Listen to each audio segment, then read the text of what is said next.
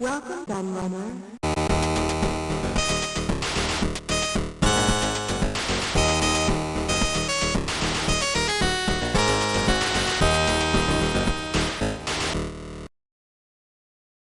Hello everybody, Kieran OK, the Laird here, and I'm back with a new magazine retrospective for you, and this is a follow-up to a follow-up, so to speak, because quite recently, about a couple of months ago actually, I revived my look at C&VG magazine because I'd acquired a load more issues in a massive bundle I picked up from a charity shop, and I looked at the Body Harvest one there and the Gran Turismo one on the other side there.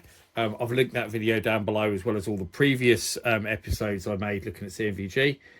And it was interesting because these were some much newer issues than the ones I'd looked at before. So these are from the later years of looking at the kind of Nintendo 64, PlayStation, into Sega Dreamcast, N64, I mentioned N64, so into Sega Dreamcast era, PC, CD-ROM.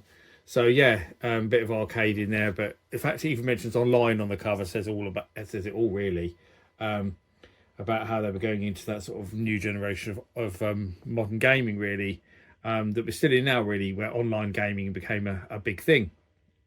So yeah, they'll be there from 98, 99, and that was 98 over there as well. So there we go. The Dreamcast into PS2 really. So yeah, it was interesting to look at some newer issues because I wasn't buying. That was a regular reader of C&VG back in the day. I certainly wasn't buying it at this point. I kind of wasn't gaming at all at this point actually. Working a lot and going out a lot really was my hobbies. So yeah, it was very interesting to look at some newer ones, and I'm going to look at the other two issues, which is obviously this one and the one down here, to follow that up, and then that's all the C&VG issues that I have. I do keep saying actually I must try and get some ones from the early 80s because that'd be interesting to have some, because I haven't covered any early 80s C&VG stuff, and I think that would be really interesting. With the birth of the 8-bit computers, and so it's still covering stuff like the Atari 2600 and stuff like that. So that would be really cool to acquire some. I must try and get some early C&VGs because that's the only era really of C&VG now that I haven't looked at. But we'll get on with it anyway. So there we go. There's this is the first issue. It looks like I'm gonna have to take the camera back a little bit to get it in frame. Okay, there we go. That's a lot better. Sorry, I should have worked that out a bit better before I started filming. But it's not always easy to see if the magazine's going to fit in frame until you actually start looking at it. But here we go. So £1.50, still great value. Yeah, it's pretty good, really. First UK review of Ridge Racer 4. All 321 cars and every track tested, plus Sega Rally 2. Actually, while I'm mentioning those two games, it struck me that these four issues that I've got here, 3 of them have racing games on the cover. I guess it shows what a big deal racing games were at this point. The fact that there's all different racing games on the cover, and this one even mentions Sega Rally 2 as sort of the second one on the cover, where in this one mentions Metropolis Street Racer as the second one on the cover. So it really does show how big racing games were, doesn't it? There's actually a rip of the spine there, but it also says it's got Metal Gear Solid behind the scenes in it. World's first and best games magazine, issue 209. Yes, in case you don't know, C&VG was the world's first multi-format video game magazine. Covered computers and consoles in equal measure. Yes. So there we go. There's the contents. So we've got the Ridge Racer 4, the Sega Rally 2, Dreamcast, Final Fantasy 8, Smash Brothers, Street Fighter Alpha 3. So some interesting stuff in here. Civilization 2, Sonic Adventure. So yeah, there's the editorial. Paul Davis was the editor at this point. He was with C&VG a very long time, Paul Davis. And advert for Sunny Delight. That was a really big thing at the time, I remember. They ended up falling out of fashion because although it used to advertise that it had vitamins A, B and C, it was also full of lots of dodgy E numbers and wasn't actually very good for you because of that, but that's why all the kids loved it. So used PlayStation 2 and its Emotion Engine, and Neo Geo Pocket is here, so that's nice to see. So the original black and white one that wasn't such a success, but that's cool to see a little preview for that. some more Street Fighter 2 stuff, Pokemon, an advert there for A Bug's Life. There's the old mailbag. It used to be Yob's mailbag in C&VG, but in the later years it just became mailbag. It was a lot more boring. It was better when it was Yob's mailbag. He used to insult everyone. Much funnier, much more enjoyable. Sega Rally 2 Sega Rally 2 Sega Rally Championship are coming soon for Dreamcast. So yeah, good, but it didn't have as big an impact, I don't think, as Sega Rally on the Saturn, which was magnificent. Beetle Adventure Racing for N64. There's Smash Brothers for N64. Obviously, it's hard to imagine what a massive franchise that became, really. That's where it started. But yeah, still a huge franchise now. On the Switch, of course. There's Final Fantasy VIII for PlayStation. Sonic Adventure for Dreamcast. So lots of Dreamcast previews. Silent Hill for PlayStation. There is Le Mans 24 Hours for PlayStation and PC CD-ROM. So another racing game. There's V-Rally 2, another racing game, PlayStation. Star Wars Rogue Squadron advert for Nintendo 64. A Game Boy Link's Awakening advert. There's Jamalami. Very strange and quirky game, that. Wild Metal Country, PC CD-ROM. No familiarity with that game at all. Never heard of it until now. R-Type Delta for PlayStation. That's good. I remember playing that actually back in the day on a friend's PlayStation. Wipeout 64, 4-player Wipeout, only on Nintendo 64. Pretty good game actually for the N64. Then at this point they did this weird free play, which is like a pull-out magazine, which is all in black and white, and covered a little bit of retro in the charts, and it was a bit strange really. I'm not really sure why they did it, but yeah, it's meant to look like a newspaper. So there's high scores that people had sent in, fan art and codes and stuff. There is art that people had sent in, which used to be in the mailbag section, and then they gave it kind of this weird section, but it was rubbish because you couldn't see any colour because as they were black and white, a bit pointless really. So there's more drawings, but again, all in black and white. Interview with the Metal Gear Solid team. Again, all in black and white. There must have been some good there because it's been cut out. That says Zelda FAQ, so I'm guessing maybe that person wanted it to keep next to him while he was playing, whoever had this magazine originally, which means that you can't read all the top 10s, which is a shame because I always like looking at those. You just about see that Alpha Centauri and SimCity 3000 were top of the PC one, but that's about it. You can't really see the rest of the charts, which is annoying. Checkpoints, this is like basically when stuff's coming out. Ridge Racer Type 4 for PlayStation review now, so they gave it 4 out of 5. I didn't like this era of C&VG where they started giving scores out of 5 instead of percentages. I preferred the old percentage scores, to be honest. The hand scores I thought were a bit naff, to be honest. Slayer for PC CD-ROM, 4 out of 5. Street Fighter Alpha 3, it gets a high 5. See, they got rid of C&VG Hit, which I always liked as well, and changed it to high 5, which is a bit crap. That's PlayStation yet, so it got 5 out of 5. Sid Meier's Alpha Centauri, which I just said actually was top of the PC chart. They gave it 4 out of 5. There's an advert for Gex. Civilization 2 for PlayStation, 3 out of 5. Weren't so keen on that as a Tomb Raider advert. Premier Manager 99 for N64. Funnily enough, I remember playing that on the N64 because my brother had an N64, and yeah, it was pretty good. They gave it 5 out of 5, so I agree with them there. And Championship Manager there for PC, which I played on my friend's PC quite a lot. Actually, I was just writing about that today, funnily enough.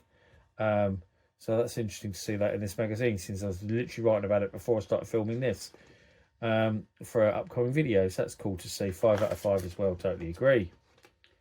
Advert for Spot Cream with some porn mags, quite funny. Roll Cage for PlayStation, these are like smaller reviews.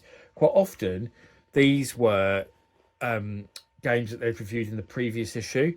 Then they'd show them again, but in like a small mini review in the following issue. So they've got Roll Cage PlayStation 4 out of 5. That was a good game. That was originally meant to be a Jaguar game, Roll Cage. and ended up it being on the PlayStation. But yeah, first previewed on the Jaguar. Rugrats Search for Reptar, N64 on PlayStation, 2 out of 5. Street Skater, PlayStation, 2 out of 5. Looney Tunes Game Boy Color, 3 out of 5. Hollywood Pinball Game Boy Color, 2 out of 5. There's lots of handheld reviews here. Frogger, 3 out of 5. That's Game Boy Color again. Another Game Boy Color. Centipede Super Breakout, 2 out of 5. I liked that. Harsh there. NHL Face Off 99, PlayStation, 2 out of 5. A lot of games here they didn't like then. And the PlayStation version of Player Manager, they loved the N64 version, didn't love the PlayStation version, which got 2 out of 5. Retro Force PlayStation, 2 out of 5. KKND Crossfire, 2 out of 5 at PlayStation. Kensai Sacred Fist PlayStation, 2 out of 5. Lots of 2 out of 5s, isn't there? V-Rally for Game Boy Color. They gave it 3 out of 5. I think that's a really good game, so I don't agree with them there. But outstanding graphics for a Game Boy Color game as well. Brian Lara Cricket, PC CD-ROM. That's very good graphics for the time, isn't it? 4 out of 5. Win some stuff by calling up a premium rate number and probably spending more on the phone call than the prize is worth. Hot new games coming out. So Power Stone for Dreamcast there. Requiem Avenging Angels for PC CD-ROM. Cricket World Cup 99 PC. Croc 2 PlayStation. Gex PlayStation. Bloody Raw 2 PlayStation. Unreal Tournament PC. Braveheart PC. Shadowman PC. And N64. Airboard Racer PC. I read that as Air Fryer Racer first of all. Just shows how much air fryers have taken over, doesn't it? Revenant PC. Goman 2 Nintendo 64. Theme Park 2 PC. I never liked Theme Park 2 as much as the first one. I played it and I was a bit disappointed. I preferred the raw simplicity of the original one. I like it's advertising there a retro thing there, Retro Classics, issue 18 out now. So you can get this retro and collectors magazine it calls there. I don't know if you can get them anywhere. Be interesting to see if you can track them down, wouldn't it? Vintage Vids to Neo Geo, very interesting indeed. And for get your Dreamcast, get your order in early. Some other places, another retro one there. Look, CEX, which of course is now very famous. This is where they started Computer Exchange. You can get your retro stuff. Super Famicom, Sinclair Spectrum 3DO. It's interesting how retro was even starting to become a thing then, isn't it? In the late 90s. Crazy, really. The Kart Club, who I've mentioned before, in Aldershot, didn't close that long ago. I think it closed like 10 years ago or something. But whenever you used to go down to a retro event in Aldershot, used to go down to one there regularly that was held in a pub, and always used to go in the Kart Club and spend far too much money. And I was absolutely gutted when it closed down because it was such a great shop. And the guy who owned it was lovely. And Computer Games 101, which is, in fact, was in Luton, where I am now filming this. King Street, Luton. It's now a crappy shop that like repairs mobile phones and stuff now. But yeah, that was a great shop back in the day. So it's cool to see that reviewed in C&VG, somewhere I actually used to shop. My other car's a Ferrari, so C&VG go on some kind of race day by the looks of things. Tips and cheats, and an advert for Dr. Pepper on the back there. So let's grab the other issue. So V-Rally 2, first road test. Furious 4-player action, you design the tracks. Soul Calibur, Dreamcast, a Mega Boost, Alien vs Predator. So some good stuff in this one. And a guide to Championship Manager 3, which I think was actually in the previous one, wasn't it? That's April, that's June. So this is 2 months after that one. So these are fairly close together, these two issues. An advert for Pot Noodles. My son literally lives on Pot Noodles. V-Rally 2, Metropolis Street Racer, Alien vs Predator, as I said. What else we got in here? Bomberman, Civilization, Need for Speed, Puma Soccer, Rampage 2 World Tour, Street Fighter Collection, X-Wing Alliance. Lots of good stuff in here as well then. Same bit at the beginning. Here's some news. So games that can kill. Dreamcast warms up for launch. Taking tag for summer. Cool new colour handheld. So the other one had the Neo Geo Pocket, and now they're already previewing the Neo Geo Pocket Colour. That's how quick that came to market, the colour version, because the black and white version was a bit crap. And so quickly upgraded it to a colour one. Great little console, Neo Geo Pocket Colour. Very, very underrated. Prince Nassim Boxing. He was some fighter, Prince Nassim, back in the day. V-Rally 2, PlayStation. Good game, that. I remember it. MSR, that's an amazing game. That blew me away when I first saw it. I'd never seen graphics that good. MSR just, it looked incredible. It looked like, I remember thinking when it came out they looked real. And I just thought graphics cannot get any better than that. It looks so good. For HMV. PlayStation Omega Boost, 80% complete. Not familiar with that game at all. House of the Dead 2 for Dreamcast, very familiar with that game because it's bloody brilliant. Kingpin for PC, don't know it at all. Gran Turismo 2, PlayStation, yep, I think everyone knows that one. Cutthroats, PC CD-ROM, no, don't know that one. That's quite interesting though, Pirate Simulator. Ape Escape, PlayStation, quite a well-known game. Can't say I've ever played it though. I certainly know of it though. Marvel vs. Capcom, Clash of the Superheroes for Dreamcast. Great game. So talk about modem there for Dreamcast. Here's all your high scores, your art, your tips and cheats, your drawings. There we go.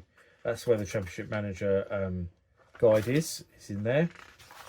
Quite a big one there. And this one isn't ripped out, so we can actually look at the top 10s. So PlayStation, top of that one is Metal Gear Solid, Rugrats, Bugs Life. God, the 2 and 3 shows that a lot of kids have PlayStations, I guess. And then it's got a budget chart for the PlayStation as well, where Tomb Raider was top, followed by Grand Theft Auto. N64 top 10, FIFA 99, South Park Road Squadron. PC CD-ROM top 10, Championship Manager 3, X-Wing Alliance, Civilization. No surprise with those ones really. We've got Japanese multi-format sales top 10. Dominated by PlayStation, Final Fantasy Collection, Final Fantasy VIII Silent Hill. American console sales chart, Mario Party N64 top. WCW vs NWA Revenge. NWA Revenge even for PlayStation. And Zelda Ocarina of Time in third. C&VG's most played games of the month were Quake and House of the Dead 2. So that's when all the new stuff's coming out. And here's Alien vs Predator for PC-ROM. Obviously, basically a sequel to the Jaguar game. Kind of updated the ideas from the Jaguar game, but very much based upon it. They gave it 4 out of 5. It was a very good game. Tactics for PC CD-ROM. Don't know that at all. They quite liked it though. 4 out of 5. Wild Metal Country. That was previewed in the previous one, wasn't it? They gave it a 3 out of 5. Puma Street Soccer. They thought it was absolutely terrible. It looks absolutely terrible. It gets 1 out of 5. Surprised they give it a whole page, to be honest, when it's that bad. R-Type Delta, PlayStation, 3 out of 5.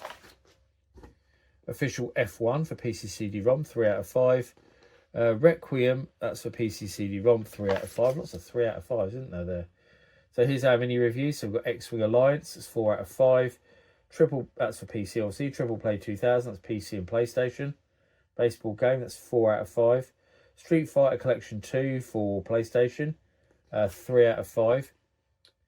Puyo Puyo for PlayStation, 4 out of 5. Rampage 2 Universal Tour, 2 out of 5. A bit harsh, that's a really good game.